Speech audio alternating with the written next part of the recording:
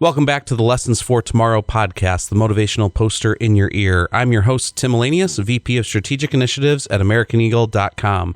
In this episode, we're going to be diving into B2B e-commerce with our expert, Brian Beck, who's also an author and advisor. He has over 2 decades of experience in e-commerce and digital transformation, including 17 years as a VP and C-level executive.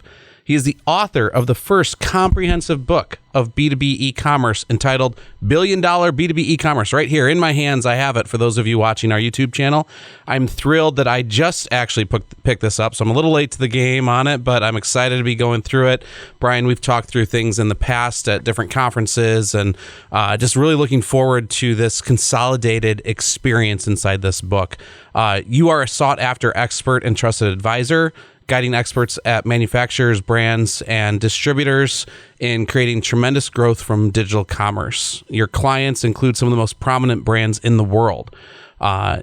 Overall, you have been in the B2B industry for a very long time, and you have partnered with other industry experts such as Andy Hoare, and previously you served as an e-commerce executive at Harbor Freight Tools. I mean, your resume list here is amazing, Brian. I'm so thrilled to have you on the show today talking about what I assume has really just been your life of B2B e-commerce and how you've helped just shape this industry overall and guided so many people through it. So welcome to the show. Hey, Tim, thanks. And you make me just sound old. I've been at this for a long time, as you said, yes. And the thing with the book is, I learned a lot along the way, right? 17 years as an operating executive, big and small companies, Harbor Freight and others. And gosh, I just documented a lot of what I learned along the way, right? So some of it was consumer, some of it was B2B, but all e-commerce. And I've lived e-commerce since the late 1990s. So been around it for quite some time, and, made a lot of mistakes, but fortunately did some things well too. So anyway, that's what the book is all about, is, how to guide how companies can take advantage of these trends for their business. So thanks for having me, Tim. Absolutely. And just a couple more things on the book. We'll talk a little bit more about it, I'm sure, throughout some of the talking points. But before we get a little bit more into your background and your history and involvement with Amazon and everything, I want to highlight for our listeners a few key things that people said about the book. And I'm pulling these from the back cover and inside of it. But Brian Smith from Farmer Boy AG. It's like a Harvard masterclass for B2B e-commerce. I think that's great. Masterclasses have been all the just trend with COVID, especially in the past 2 years. We've got a comprehensive guide. You even mentioned that as well, from Amit Gupta. And then really, I think the other one that I thought was great was just the insights about a great resource, a definitive reference guide. All of this is just so critical for not only executives, but anyone in the B2B space to just have as kind of a playbook on your desk and reading through the lessons learned from the experiences that you and your clients have had. I think the other big thing for me is just, as we talk through this, it fits the model of this podcast so well. We look for lessons from the past to apply in the present for success in the future. And so this is the case studies, the lessons learned, and the insights from what you've applied with them. So let's make sure we talk through that today. But first, before we really jump into all of the, what led you into the book and your experiences, let's talk a little bit about your background in the past, right? How did you get into e-commerce, and how did you then specify into the B2B side of e-commerce? Yeah, no, great question, Tim. Thank you for that. And, getting into e-commerce, gosh, we're going back. It was, I think, 1998. Okay, so I am officially old. Basically, I was working at AT&T, right? And at AT&T at the time, if you recall back, well, you won't recall because you're younger than I am, but the back in those days, bandwidth was a big issue, right? We had limited bandwidth, and AT&T was putting in these big pipes that would help companies, individuals, people, companies, et cetera, get better internet quality. And so we could do more things with the web. And as a part of that, this is the early emergence. As a part of that, we were at AT&T. I was in this corporate strategy group. We were starting to do things in, I remember we had this thing called A to B music, right? A to B music. You've never heard of it because it didn't really go anywhere. But, the idea was we're delivering music over the internet. What a thing. Oh my gosh. And so this was my first foray into, what was to become e-commerce and content and all those things. And yeah, and then really after I did that for about 2 years, I went to work for an e-commerce consultancy. Again, I'm testing how old you are, Tim. It's called Scient. I don't know if you. Oh yeah, probably don't. Do you remember Scient? Okay. Trust me, I'm old, Brian. No. The Scient was I was in my 20s at the time, and we were being paid far too much per hour to go in and talk about things we had no idea what we were talking about.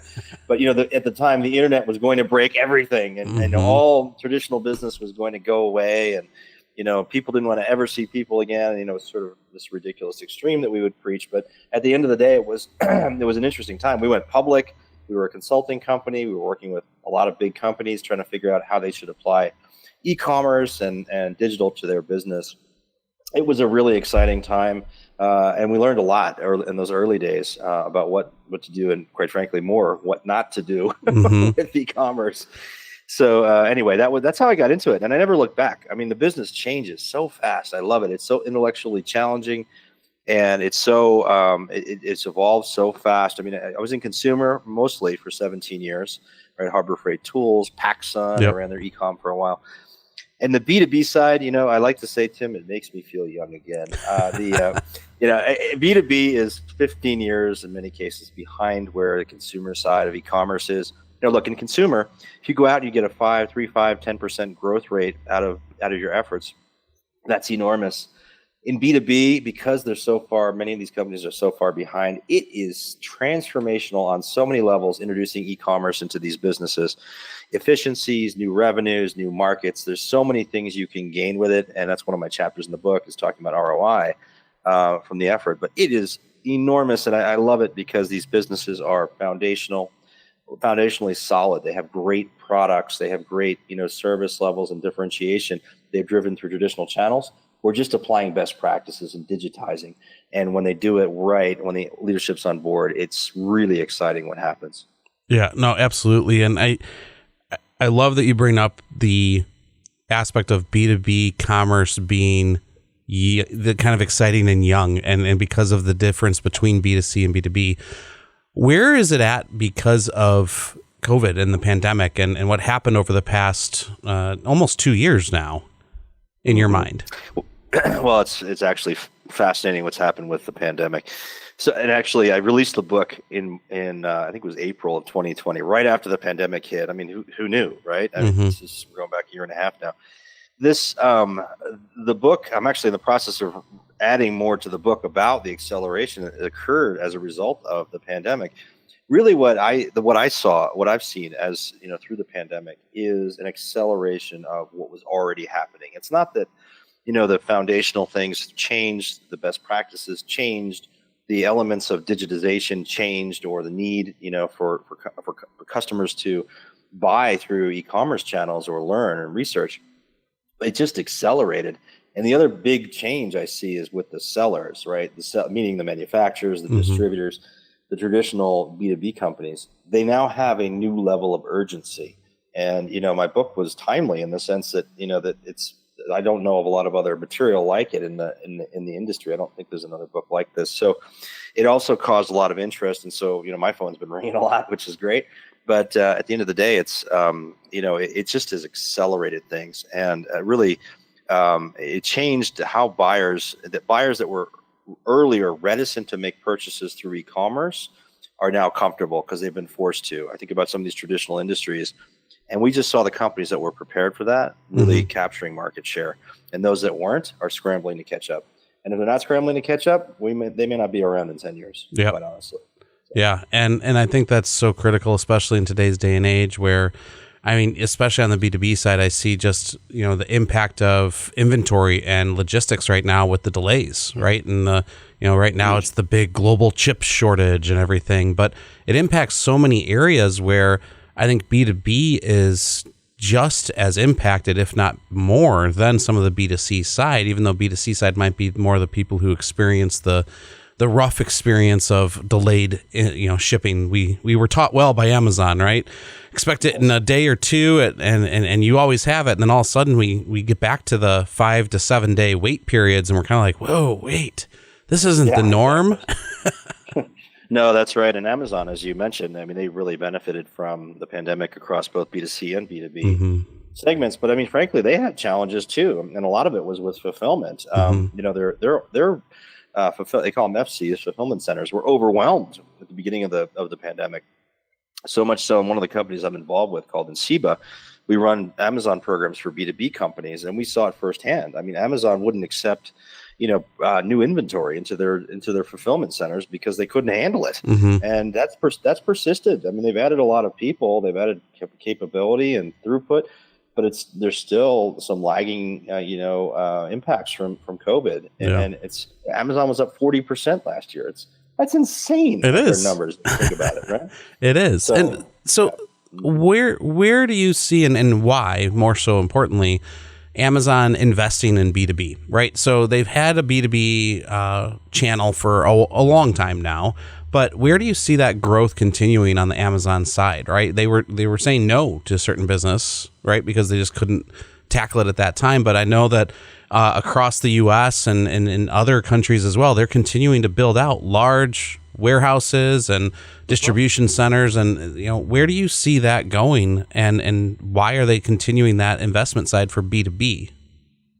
Yeah, great question. So, Amazon and B2B is a story, I think, of Amazon's DNA. What I mean by that is they started Amazon Supply. You may remember this, Tim, back in 2012, and it didn't really work, right? Yeah. It was a separate website. It didn't have the assortment. It didn't have a lot of the characteristics that were important in B2B, which includes, by the way, people in the street, understanding the needs of the B2B buyer and the B2B seller.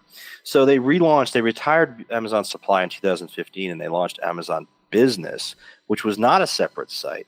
It's the same website, but they also started hiring people out of the field of, different fields. They're hiring distribution, they're hiring out of, manufacturing, they're hiring out of industries where the people understand the throughput. I bet a lot of your listeners, on the podcast today and on YouTube are being recruited by Amazon. Amazon has 1.3 million employees. Anyway, the point is they learned a lot from that Amazon Supply. And when I say it's a story of their DNA, they failed at a lot of things, and they learned what they needed to do differently, and they applied that in Amazon Business. And so they've hired people in the field. They're adjusting their experience to be one that is more B2B appropriate. They're doing things like offering credit terms to people who are buying through Amazon Business, buying into businesses.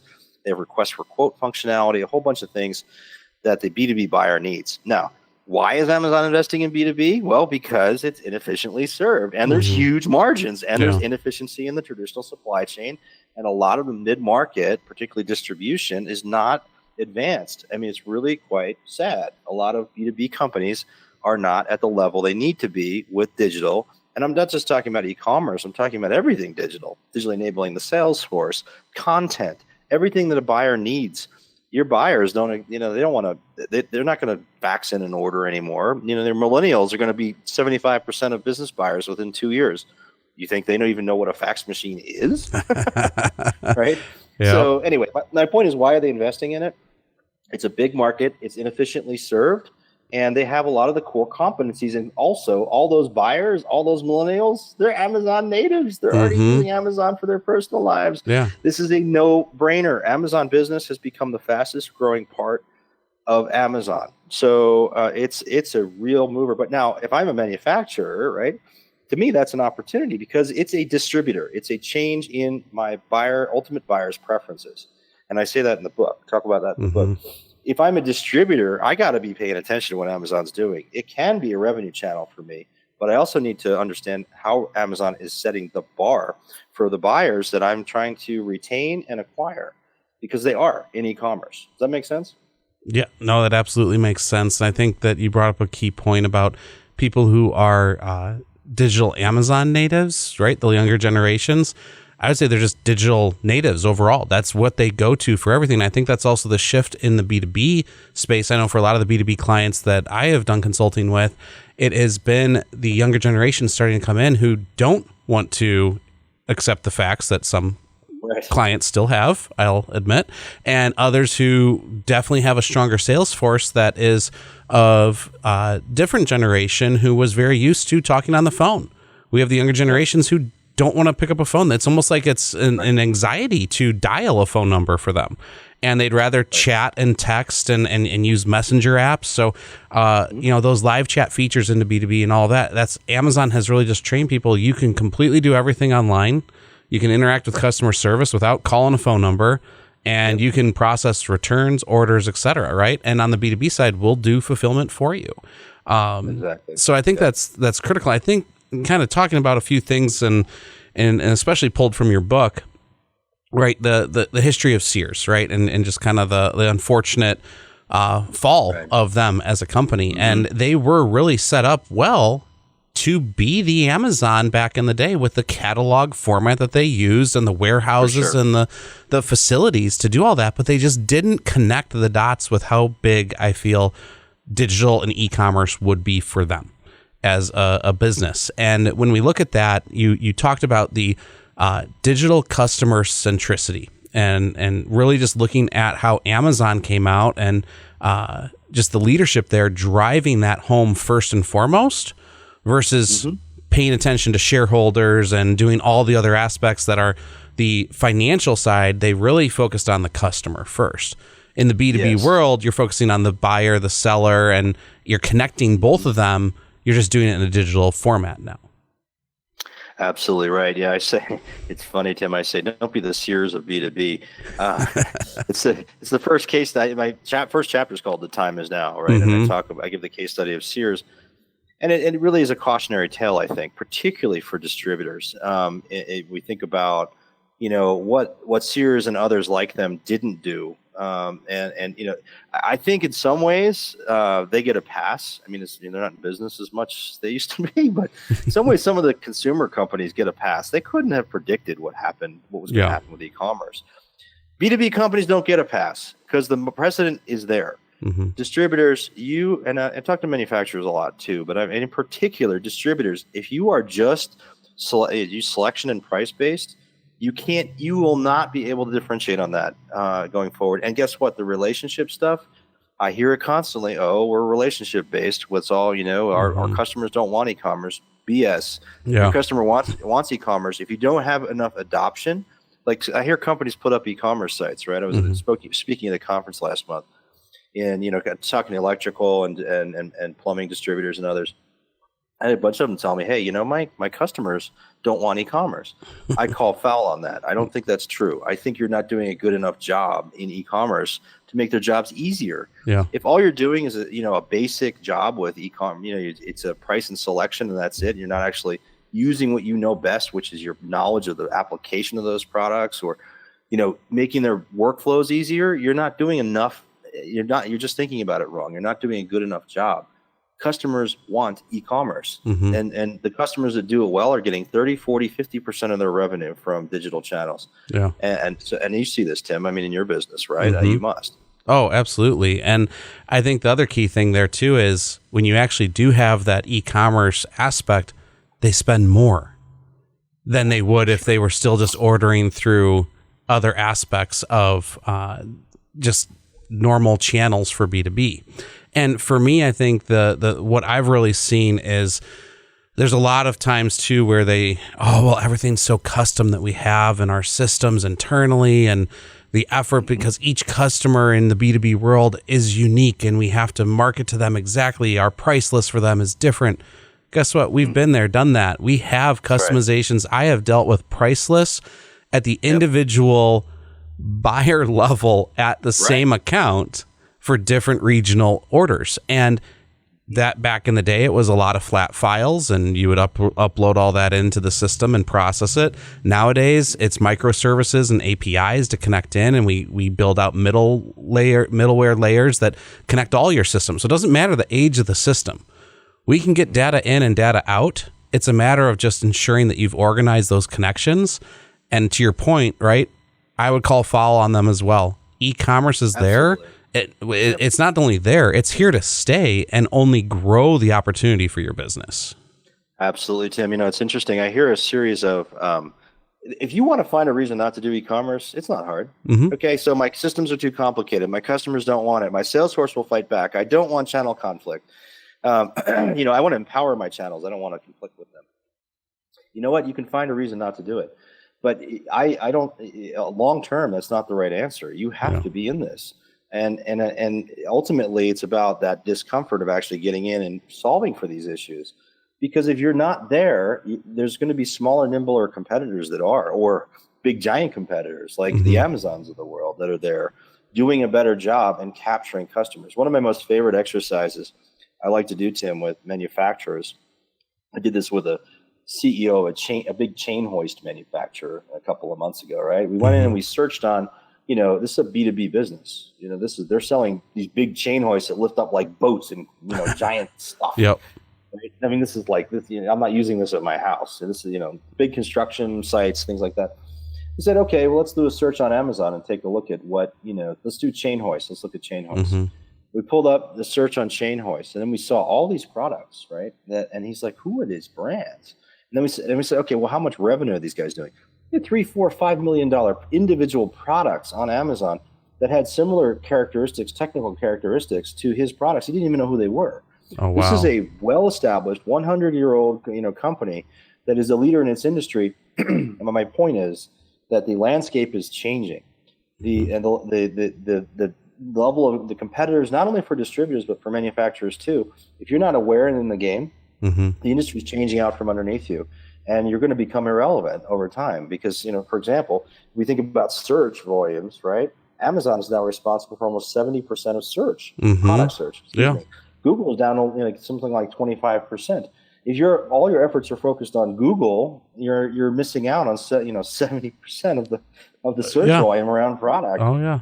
It's so the world's changing, and that's what I love about e-commerce, and I love about helping companies that are in the B2B field figure out how to best play in it. Because there's also a lot of subtleties when you think about Amazon and think about Google and all these other channels. In terms of how to go to market without, hurting your traditional channels. For example, right? You want to maintain those. Yeah. Let's unpack that a little bit more, Brian. So you want to go to market in multiple channels. So when we actually look at the options that companies have with selling on Amazon, is it all or nothing, or should you have a multi-channel approach? How do you guide your clients when you're consulting on the right approach there? Because you just talked about how the product search volume is so big with Amazon compared to elsewhere. How do they do it the right way?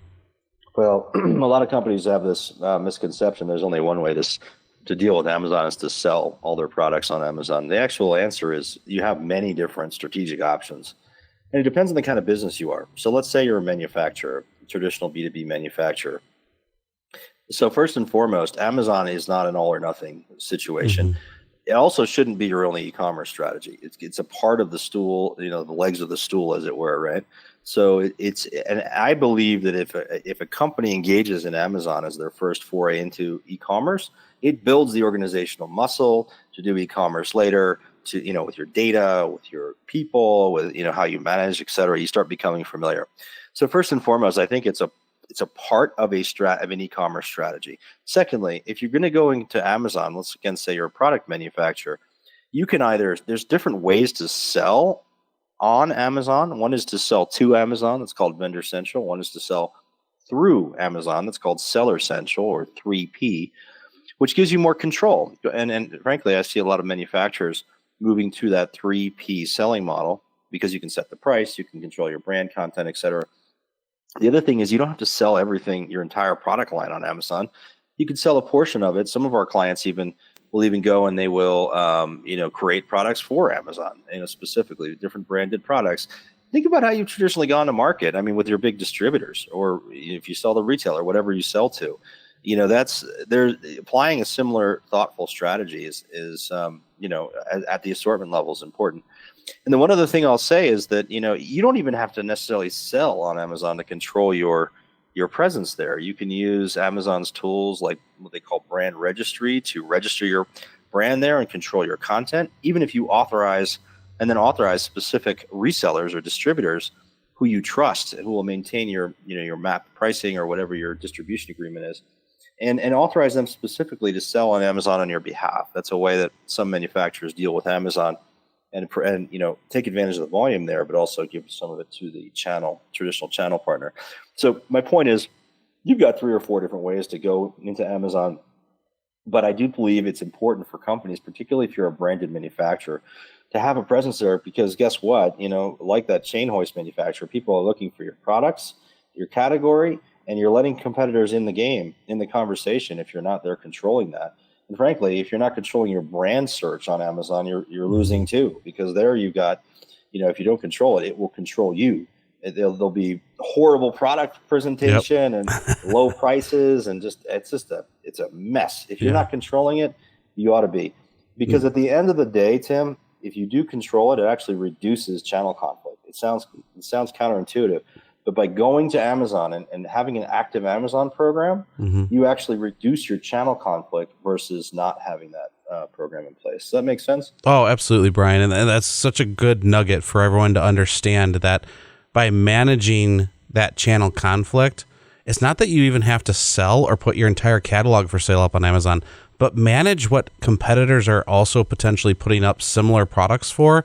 Or also, I've had some instances in the past with clients where they've had other distributors. So a manufacturer goes out, they have multiple distributors, other people are putting product up onto Amazon channels.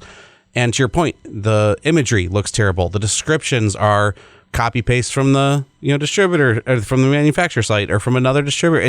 There's so much management and just control that you can bring to your organization with your catalog's presence and experience in Amazon, that it's important to have a plan there. It's not, again, to your point, you don't have to sell everything there. You don't have to put everything up there, but know what is up there, what your competitors are putting out there. I mean, to find a brand new competitor in that example you gave, that's huge, because that is happening. I look at, and this is a little bit more on the B2C side, but from a B2B perspective, you go and you search for cables on Amazon. This is one of my frustrations as just even like in Google too, the amount of information, the amount of product now that's also out there is the noise. And you look at it and you go, okay, you know what? That's the same company. They created 5 company names and put 5 different, brand logos on the same product and spit it out so they could compete with themselves with all their pricing and everything and whatnot. But from the B2B side, that presence and experience, like I mentioned before, are so critical, because again, that's the first experience that your brand and product is having now. Just like it used to be that when you search for Google and the homepage used to be the first page in back in the day of the experience of a website. Now your first experience might be a product page in Amazon. It might be It might be a landing page elsewhere, and other marketplaces too. I know we're the heavy hitters, Amazon obviously here, but I mean for B2B, marketplaces have been a big spin up over the past several years. They've been around, but I really have seen a focus on those in the past 3 years as an alternate area outside of Amazon. I agree with you. And actually what we're seeing, Tim, I'm observing a substantial number of niche marketplaces that are growing outside of the Amazon world. These are, industry specific, whether that's medical products or building products or chemicals, or even saw one recently that was like scrap metal, believe it or not. I mean, like all kinds of, seriously. Yeah. Well, I mean, you think about it, right? It's almost an evolution of distribution, because, if you can create a bespoke experience for your industry and you understand the workflows, you understand how to bring what the buyer needs. And again, it's that focus you were describing earlier on the customer, and Amazon does so well. If you understand the customer's use case, you can build a marketplace model or just straight e-commerce into these verticals and have success. And I believe compete successfully with Amazon, but also, win share from some of these traditional distributors who are not moving or not doing what they could be. So I see an enormous amount of sort of marketplace interest in the market, and I'm talking about company owned or pure play marketplaces that are verticals, industry vertical specific. Does that make sense? Oh, it does. And I think that we're only going to see that continue to grow as the manufacturers and distributors start to band together. And we have a lot of electrical companies and supply companies and manufacturing and distributors, and the products and the regional aspects of what brands can be sold in what regions and the agreements that are there. It's such a way to continue driving it, but also still driving the in-person experience, right? I still might need to pick up in store for a project. It's not I'm going to wait for it to be delivered. And when you start to deliver through on that, that's just an incredible customer-centric vision versus just, oh yeah, we only offer shipping. They still maintain those kind of warehouse pickups, but it's also their distribution centers. We've seen a lot of B2B companies who have started to add that pickup at warehouse now. And I think especially in the past year or two with the pandemic, right, with just the lack of in-person, is the buy online, pick up in store applies just as much for B2B sales as it does for consumer sales. Absolutely. You know, we learned this years ago in consumer. I remember at Harbor Freight, at PacSun, we would have, extended aisle in the store, right? So we'd have, the ability to offer more products than we could stock in the store. But also we had buy online, pick up in store or reserve. You could reserve it online or pick up in store. That's huge. And quite frankly, I don't believe that in-person and B2B is going away. I think it's just becoming more digitally enabled. Gartner released a study recently that showed that all the way through the purchase cycle in B2B, from the very first bit, which is researching product, all the way through to post-purchase, internet, the e-commerce, digital, and the physical salespeople worked together the whole way, meaning that the customer isn't just relying on one or the other. There's a misconception that it's, e-commerce is just e-commerce. It's its own thing. In B2C, we learned this a long time ago with omni-channel retail. They work together. The customer looks online, they may discover something, but they also have questions that may need to be discussed. And in B2B, particularly with more complex products, you think about case studies in the book, for example, from Big Ass Fans. I don't know if you know. Oh yeah, they're great. I honestly, even just going to their site is a fun experience. So if you've never done it, for the listeners, you got to look at Big Ass Fans. I remember the first time I was at a wedding reception that was actually at the Vermeer in Pella, Iowa plant facility. And I was like, this is a really unique location to have a reception. I looked up and there's these giant fans. I was like, wondering to myself, what the heck? That's the biggest fan I've ever seen. And then, of course, there's this branding on it, Big Ass Fans. I'm like, oh, what a name. Such a great name. Anyways, continue. Sorry, that was my little tangent. No, it's okay. It's really funny. And actually, that of all the, I work with a lot of B2B companies, and, folks are like, well, adhesives, I don't know that business. There's lots of businesses people don't know. Big Ass Fans is one that people know because if you've been in an airport or a construction facility or even like a factory or an arena, oftentimes these fans are in there because they're just huge. My point was just that, as you think about a product like that, where there's, it's really an HVAC product that makes heating, ventilating, air conditioning systems more effective, right? It moves air. But there's a lot of consultation that has to happen if you're installing these in certain applications or certain environments. You need to know a lot of technical things about how to install it. What do you need in terms of the supporting infrastructure, where to best place it. That stuff some of that can be handled online, but a lot of that's handled by experts. Yeah. So, that intersection of digital and physical is going to stay. We're not going to see that kind of thing go away. But that salesperson or that technical engineer who's doing the sale or consulting to that Big Ass Fans customer needs to be informed by digital. They need to know what they looked at. They need to know, what they want to present enough information on the web to engage the customer so that they, number one, when they're doing research, they actually end up contacting them and allow them to purchase it, because quite frankly, the sales person may do a great job selling it, but that customer may want to just close the sale online.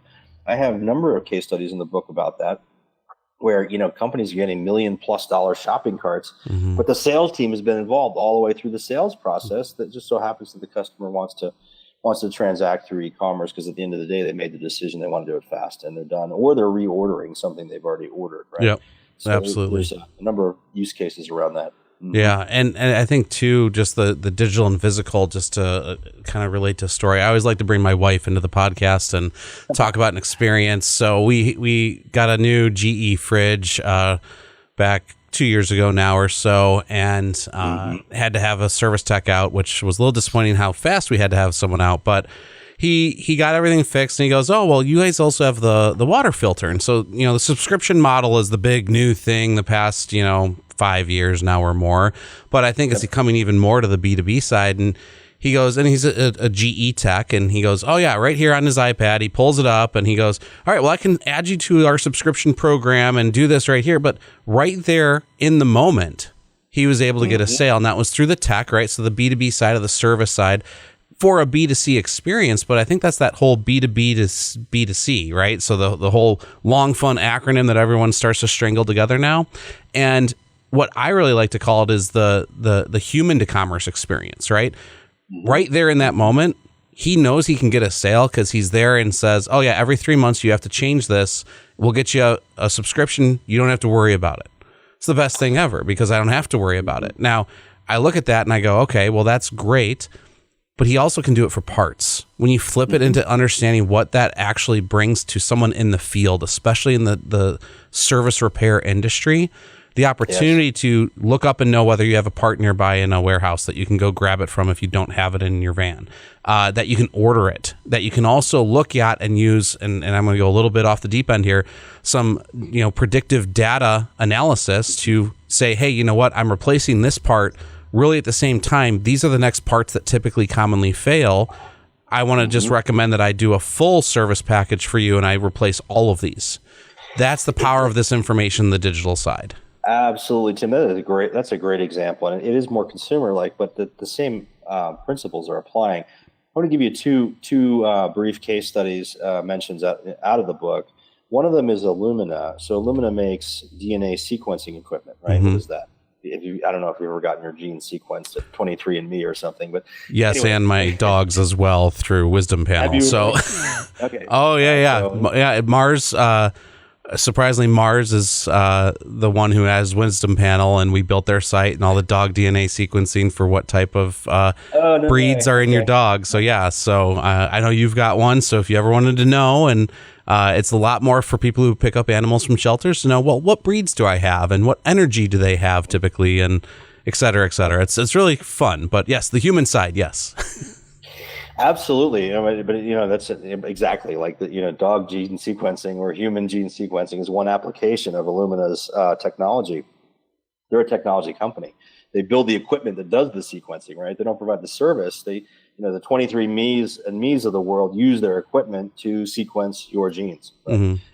So one of the things I wanted to mention related to them, it's in the book, is how they are using digital commerce at the edge to meet the customer's needs. So they watch how the researchers who are doing this gene sequencing work operate their procedures, and they then suggest products to bake them that they make, of course, that make them more effective at their job. So then what is that? It's like they make chemicals and these consumables that go into these machines, and they can suggest proactively, what is going to make for a better experiment. And they do this by what's IoT, Internet of Things. They're internet connected to these machines, and they're able to suggest these things. What has it resulted in? Greater share of wallet. Great example, right? Another example in the book is Bosch. Probably know Robert Bosch Power Tools, right? Yep. They make a lot of things. This is a great example of how a company can use digitally enabled devices in the field to create whole new businesses for their company. So Bosch has enabled these. They have this thing called Bluetooth or Bluehound asset tracking, and they've built into their tools, and they've also enabled like sort of mobile, buttons or chips you can put into your tractors and backhoes and all that stuff. So you can track where the product or that asset is in the field. Why is that important? Well, they sell to contractors, like big general contractors, or tools are used in the field when you're building a high-rise building. What is the number one cost to contractors? It's labor. And when labor isn't effectively matched to the assets, they're losing money. So what they've done is create a software on top of this asset tracking that enables the company, their contractor client, to match those two and make their business more efficient.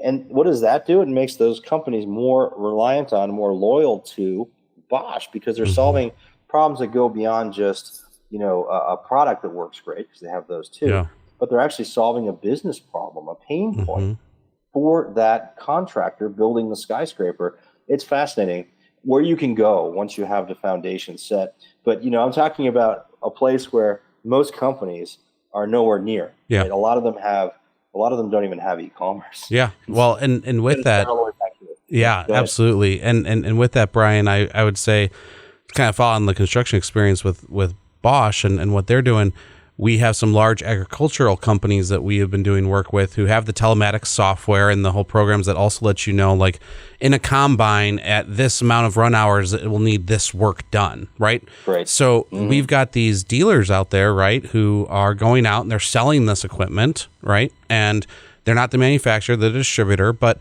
the distributor and the manufacturer both want to know that data. So how do they partner together to share that? But then also the service packages that can now be offered in that B2B world of, hey, you know what? We're going to handle the maintenance for you on this typical cycle because it's customized to your utilization, not just a standard, like I always refer back to.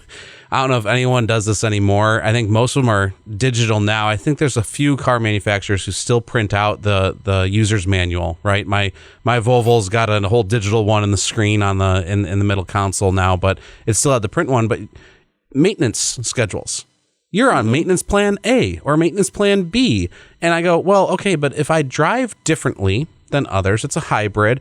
I don't need oil changes as often. Oil has gotten better. Why should I go in at a set mileage versus a set utilization of how its performance is going? That's where all this is going, the Internet of Things, and that's that digital footprint that's everywhere now. Bring that into play for those experiences. But without that Internet of Things, we would still be in a large group segment for B2B experiences versus now the actual individual personalized experiences that we can deliver, which is huge because a construction company that does maybe high rises versus residential homes, there's a different utilization of tools and there's a different impact on schedule if they need certain things. So by actually bringing commerce and into the B2B world here with the digital learning that we can bring from that is huge for the performance output that we can bring for both, here's what you need next on a supply aspect or supply run. Here with your tools was what you need from a maintenance perspective. And to me, it starts to really round out the entire holistic experience that you can deliver as a manufacturer or as a distributor.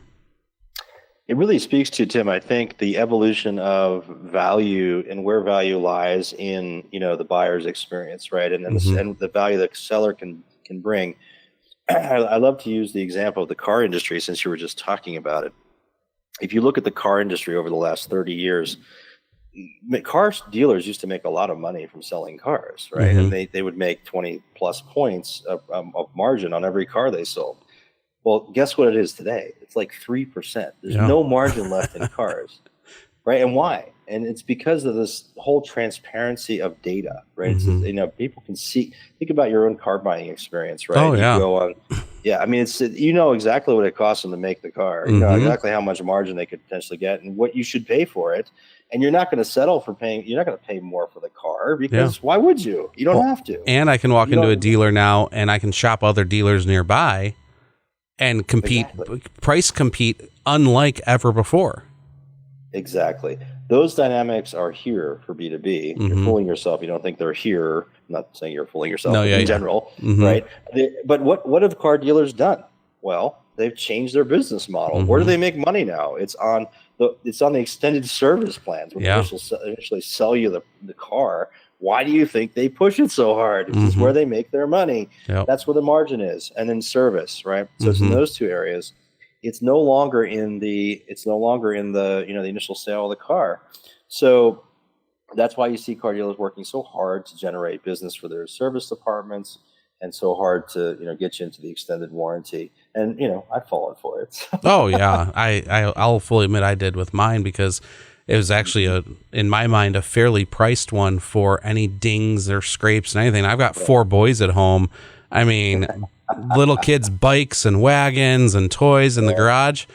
There's no way I'm going to get away without a scratch. And I'm just like, I'm very protective of it too. It's a year old now, and I got that email from them. Another great automated way in that sense, B2C, but even B2B, you can do this is just the automated check-ins.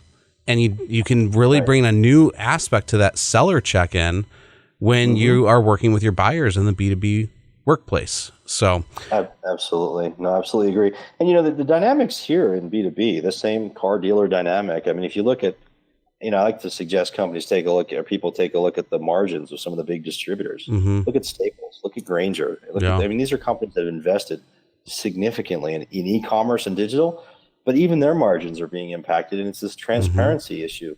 So you have these companies like Grainger or Staples and others that are working hard to differentiate in other ways, right? So, and they have to, because that's the mandate. You need the foundation of e-commerce, but you've got to go beyond just e-commerce. And I like to say too, it's not just reserved for the big guys. I have a study in the book about a small fastener manufacturer. Fasteners are like, there's screws, nuts, and bolts. This is a commodity business, if I've ever seen one, right? What have they done? Well, they've enabled e-commerce. They've been in it for a while. They've grown the business by doing a good job for their buyer, and they've kept their customer loyal, but they've also acquired new customers using digital marketing. This is a $20 million distributor. This is not a, $11 billion Grainger. So this is not, some people say, another sort of quote unquote excuse companies will use is, well, I'm too small. I can't do it. I call you out on that. No, you can. If you're small, you can. There are platforms you can get into. If you understand and focus on your customer and know who they are and know what their needs are, you can create experiences that are differentiated for that customer, and you can win. You can win more share, you can win new customers, and you can keep your customer loyal and build their, your share of their wallet, and do it, but keep them happy. So I don't think this is just reserved for the big guys. I hear that sometimes, and I don't think it's true. Completely agree with you. I would call them out on that as well. And again, that retention, that personalization, the easiest customer to get is the customer you already have. So focus your attention on on them and what they need, and talk to them. That's my biggest thing of late too, is there's so much that I can say is best practices and all of this. I always love to say best practices is a title that I put onto a blog post to get you to click into it. It's just what I think is a best practice. Until I actually have data to prove that this is working, then it's just another person writing a blog post title for that click. Let's actually get the data, and let's talk to your customers. And that voice of customer is so easy to get now. Back in the day, I would run focus groups, and we go in person. We go through so much to try and just gather some portion, a very small portion of what your customer feedback would be. The reaction that people have of responding to those quick little feedback surveys that pop up on your digital sites and digital experiences is huge to gather that information of what you should do next. Use that data to your advantage, especially in B2B. How do you want to engage with us? Don't assume how they want to engage. Actually ask them, because you might find that for one audience group that you have, they want to engage in a specific format. And for another audience group, you're going to have them want a different manner. And you're going to need to cater to all of them. And especially the big one that I've been really focused on lately is generational research. And there's just some great sources out there that you can hear and learn about the differences, especially as we look at the shift from the baby boomers and the Gen Xers into the millennials. And I will fully admit that the millennials do split at a certain point. It's a big age range, and there's two different types of millennials. I fall in the more reserve side of millennials, I'll just say, based on the age range bucket, which means I'm like the very first year that they started it. But with that, then you've got Gen Z who's now coming through, and the Gen Z economy. What's their shift? Well, the millennials all wanted the digital experience. The Gen Zers are actually saying, we care about the brand and how they build the product. They get into the whole like water consumption use. Look at the changes. I'm going to go a little B2C right now, but it impacts the B2B side too. Patagonia changing their model for the water consumption used to create product. Well, in their manufacturing plant, in their distribution channels, now that's a new factor in the experience that a generation is now caring about. So now you as a brand have to care about. And that impacts all those channels of manufacturing, distributing, everything. And you have to find renewable resources or whatever it may be. It's amazing how the generational shift actually will impact even the buying on the B2B side. There's no question. One of the dynamics I'm seeing, Tim, is yes, the Gen Z, loyalty related to brand and some of the other things they care about that go beyond just the product, but also channel. Is one of the things I'm interested in. I've been thinking about is this new generation, and call them millennials, call them Gen Z, whatever, this new buying group, which is the B2B buying group, are they more loyal to channel than they are to brand? And what I mean by that is Amazon, right? Look at Amazon. When, does brand loyalty exist in an Amazon world? 65% of customers are willing to buy something from a brand they've never heard of on Amazon. That's the statistic. Yeah. So if a channel does a better job than the brands do in accommodating the customer, I have this does the loyalty shift to the channel? I have this study in the book I cite from some U.S. government agency that says that humans, this is kind of funny, humans have a lower attention span than goldfish. Oh yeah. Oh, it's a great statistic. I love that one. I use it a lot. It's sad too. I mean, we laugh, but it's sad. But even the counter, when Apple put the counter on how many times you pick up your phone in a day, right? Woo! Was that eye-opening for the average number of use? But again, the shift in technology being there and the constant use of it. But yeah, the shorter attention span. Keep going on that. Yeah. So the shorter attention span. What does that mean? It means the customer's demand for efficiency. And, that's on the consumer side, that has one implication. I think the implication is even larger on the B2B side. Because if we think about what makes for a successful, sort of digital or even just generally commerce experience, why does a B2B buyer, what are they trying to do? Well, they're trying to be more efficient. They're not buying for themselves. They're not looking at a shirt or a book or something that's like, more immersive for them personally, or that they're personally interested.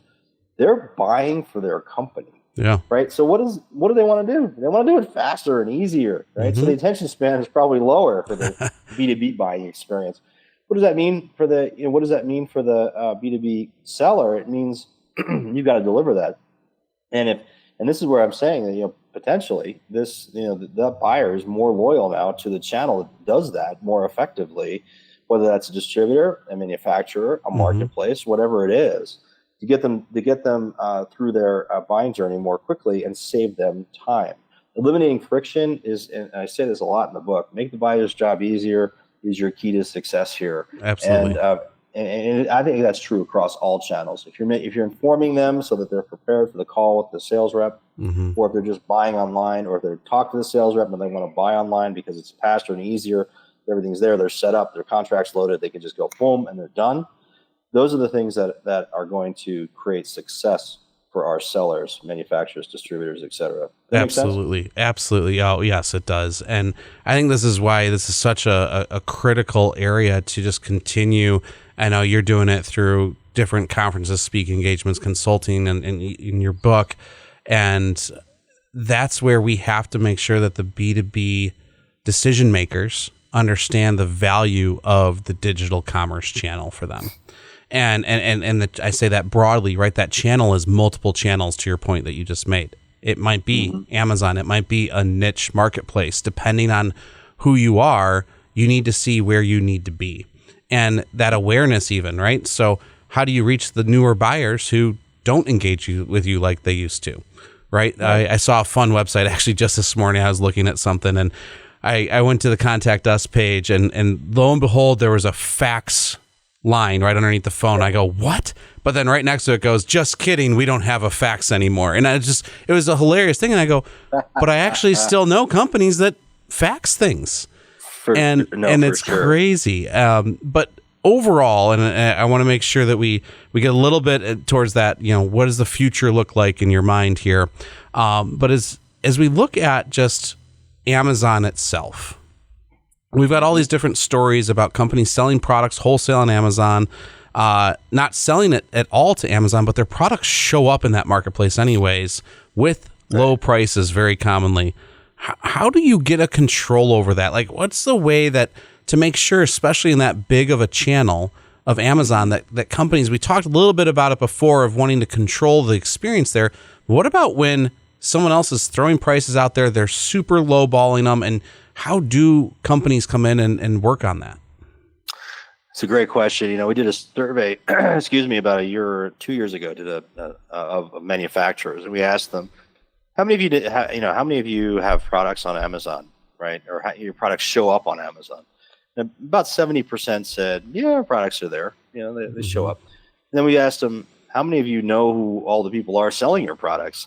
And close to 75% said, we don't know who they are. Oh, wow. So yeah, so this is a very common challenge. And so what do you as a manufacturer, brand, your distributor, whatever, if you have a brand, how do you protect yourself? How do you manage this? And I've alluded to a couple things related to how you sell. The first thing is you want to make sure that you have a channel control agreement. So I think, well, let me step back a moment. You want to make sure that you have a proactive program on Amazon. So you need to be paying attention to what's happening there in one form or another. So one of the key ways to solve this issue is to do it starting outside of Amazon with distribution agreements, with MAP policies, minimum advertised price policies, and then managing your channels so that you're basically authorizing or not authorizing companies to sell on the channel. That's one of the things. Now, there's a lot of nuance to this because some companies have diversion. They have sub-distributors that buy from distributors. You have to hold the original distributor accountable. So anyway, there's some legal aspects to it. The good news is on this front is you can get control of it for the most part. There's some very good law firms that also help with this. And then you use what's called Amazon Brand Registry, which is a way that, if you're a trademark holder in Amazon, you can actually gain some additional rights to control your brand content. So I say at minimum, if you have any kind of brand at all, you need to make sure you're controlling that in Amazon, because at the end of the day, Amazon, as we've talked about, Tim, is a search engine, right? It's getting 70% of product search. So that's one aspect. And now if you're going to sell your product on Amazon, we strongly believe, with my firm in SIBA, that most companies should pursue what's called a 3P strategy, which is a marketplace selling approach, also called Seller Central. Why? It's a way to sell on Amazon while controlling your content, your price, your inventory. You're selling through Amazon, not to Amazon, and selling to Amazon is what's called the Vendor Central approach. That can still work for some companies, but ultimately, there are some very large companies out there that are looking to shift to that 3P approach because of these control issues I've been talking about: price, content, inventory, etc.